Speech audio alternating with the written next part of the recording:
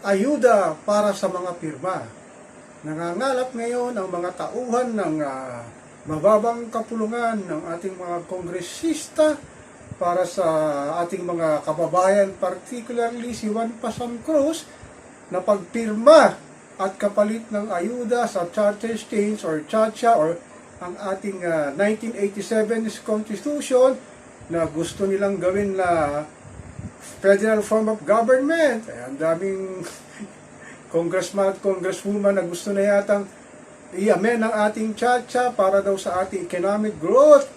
Sa kasalukuyan kasi ang mga foreign investor dito na nagnegosyo sa Pilipinas ay 60% lamang ang kanilang kapital at ang mga kanilang counterpart naman ang mga foreign o Filipino investor naman ay 40%. Sa gagawing amyenda ng ating 1987 Constitution sa pamamagitan daw ng economic growth at gusto na nilang gawing 100% na ang isang investor na gustong mamuhunan at magnegosyo sa Pilipinas katulad ng mga kalapit nating bansa kagaya ng Singapore, Taiwan, Vietnam. Ito namang mga kongresista buti sana kung economic growth lang kanilang pakay. Ang mangyayari dito pag inamend nilang 1987 Constitution, kasama na rin dito ang terms extension sa ating mga politiko. Ayun lang ang masakit lang Sa kongresista ay 3 years sila.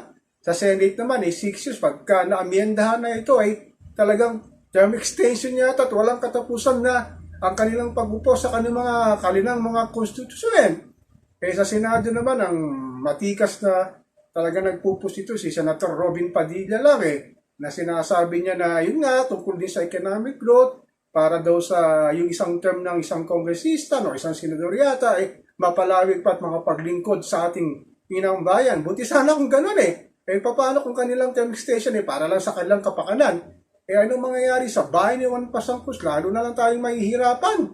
Lalo ngayon sa taas presyo ng bilihin, walang humpay nagpataas ng presyo ng bilihin. Ang bigas ka, tumaas na naman 2 piso sinasabi nila noon, pag bago pa magpasko at magbagong taon daw, bababa ng presyo ng bigas. Pero ngayon, na pumasok ang bagong taon, 2024, marami ng retailer nagtaas ng 2 piso sa presyo ng bigas. Ito sanang pagtuunan ng pansin ng ating gobyerno, hindi yung constitutional amendment na sinasabi nila na pabor lang sa kanila para sa term extension.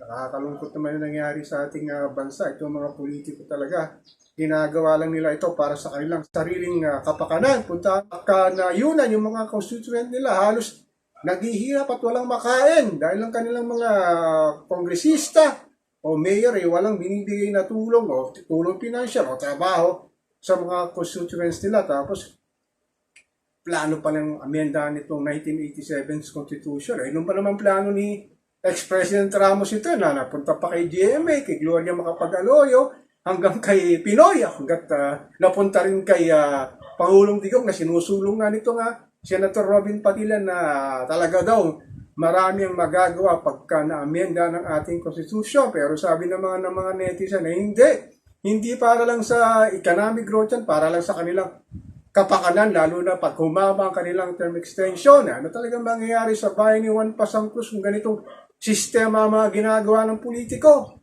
So ako po si Papa Ken, ang aking channel po. Patuloy po akong magsusubaybay kung magagawan nga ng paraan mapirma yung mga taong dapat papirmahan, lalo na si Juan Pasam Cruz para daw magkaroon ng people initiative sa pagbabago ng nating 1987 Constitution.